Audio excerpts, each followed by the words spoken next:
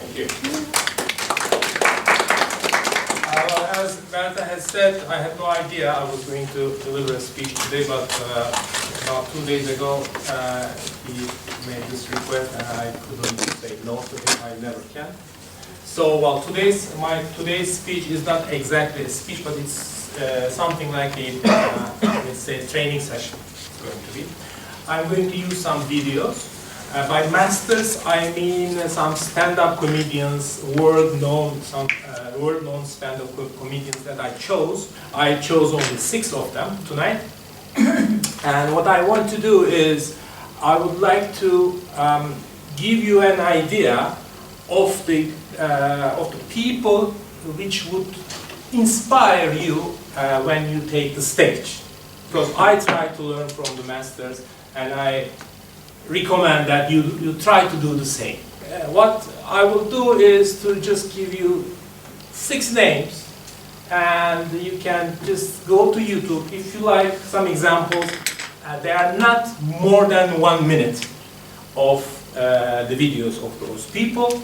After each stand-up comedian, I would like one intelligent lesson from you. So at the end of my speech, we will have 6 lessons here. This guy died 2 years ago.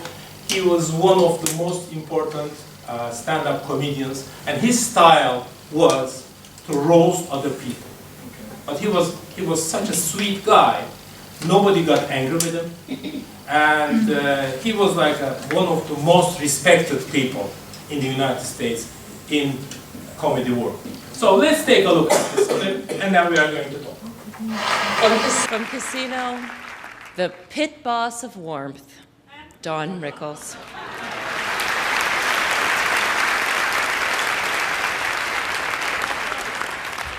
It is now 11 o'clock, and I'm fed up and tired.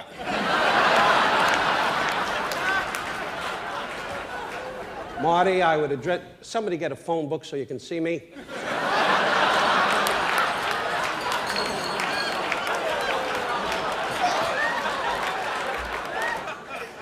Marty, you are the most annoying director I ever had in my entire career. Marty, when we see all the films you did, none of them were great. None of them. I look around the room and I realize now, aside from Clint Eastwood, I'm the biggest name here.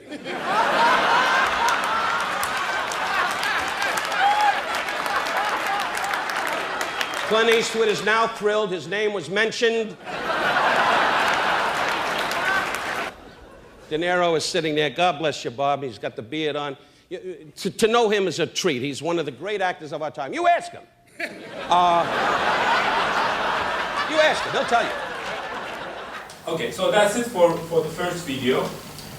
Do you think we may have a lesson watching this person? And do you think we might extract something to use in our performances when we take a stage? Yes? He looked very serious also, as if serious and authoritative.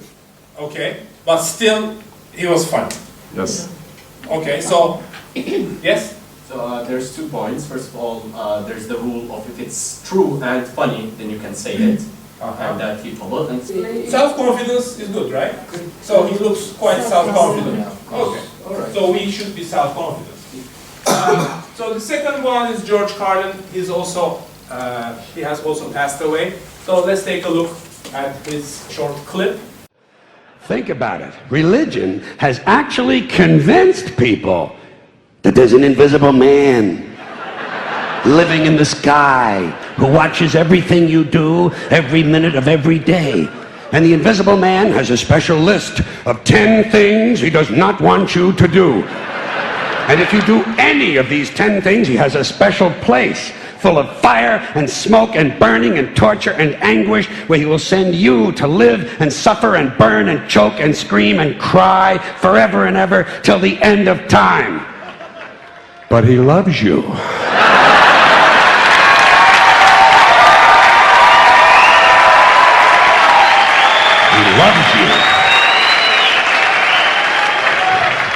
He loves you and he needs money. He always needs money. He's all powerful, all perfect, all knowing, and all wise. Somehow, just can't handle money. Yes. Strawman. This is called the strawman argument, which is when you take a grand big idea and take it apart to small little pieces, which make it all seem like a straw man. See as a technique contrast. So he goes in one direction and suddenly turns, says he loves surprise. He loves it. Surprise. Surprise. I saw a thing, actually, a study that said speaking in front of a crowd is considered the #1 fear of the average person. I found that amazing. Number 2 was death. Death is number 2? This means to the average person, if you have to be at a funeral, you would rather be in the casket than doing the eulogy.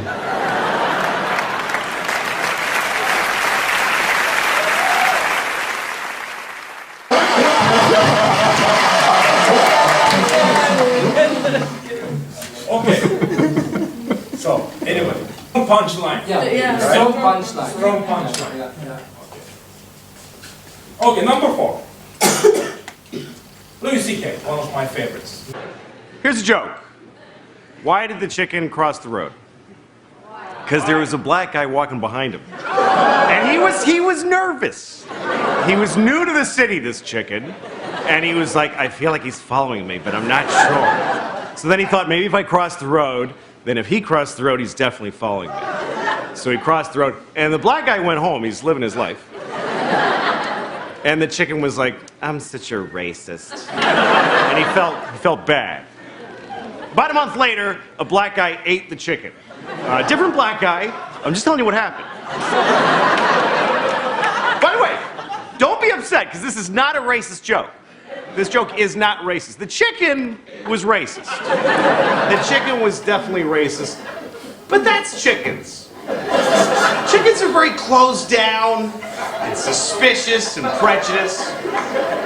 You kind of can't blame them considering that their species murder rate is 100%. Okay. Inference. Okay, so, but what we are trying to find here is what can we extract for ourselves to use from those masters? That's the purpose of my, we are not looking after how come this guy made me laugh, but what I can take home from after watching this, yes. So I also wrote surprise here. Build empathy and surprise. Okay? Bertha's favorite, also mine. Ricky Gervais, let's take it. We had a referendum about Brexit because they were passing the buck. They didn't want to make a mistake. So, and the other thing is this ridiculous thing of, oh, let's ask the average person what they think. Let's stop asking the average person what they... You know how fucking stupid the average person is? We still sell bottles of bleach with big labels on that say, do not drink. Right? Let's take those labels off, right? For 2 years. And then have a referendum.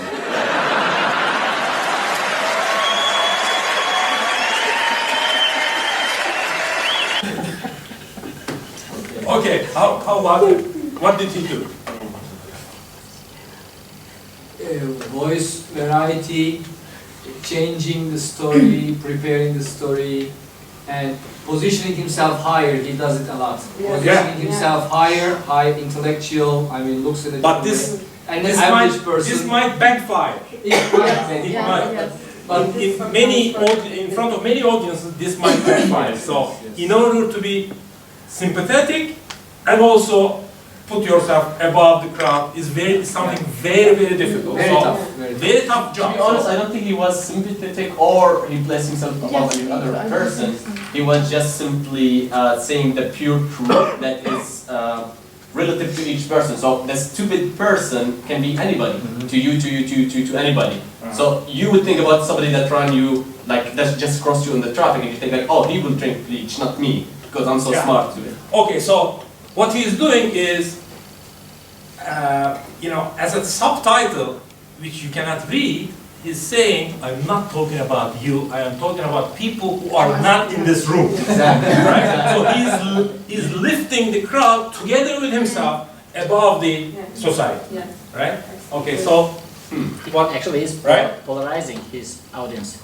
He's polarizing. Exactly. Exactly. So what should be right here? Polarizing. Polarizing. But polarizing in a positive sense. In a positive.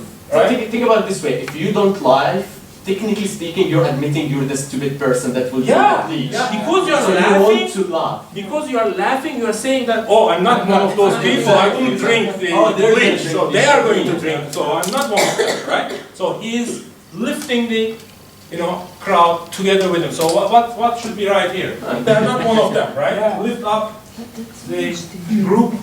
Lift up the spirit of the audience, right? I think Reza is going to be happy.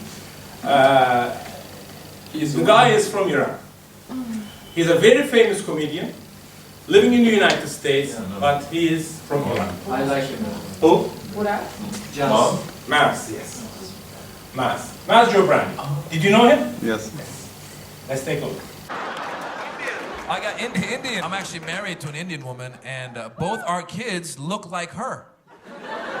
And I told her, I said, there's a reason why there's 1 billion Indians in the world.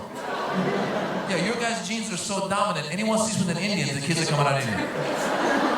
Iranian, Indian, black, Indian. A friend of mine, wife's not even Indian. She had Indian food one night, the kids came out Indian.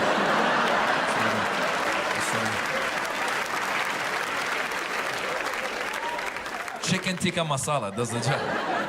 Just don't have curry before sex.